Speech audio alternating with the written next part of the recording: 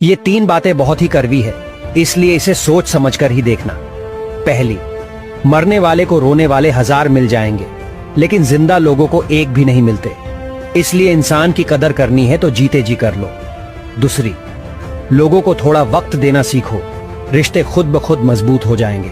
वैसे तुम्हारा भी रिश्ता खराब चल रहा है तो कमेंट में लिखो। तीसरी, अगर बात करके सुधार हो सकता है तो खामोश रहकर रिश्ते मत बिगाड़ो।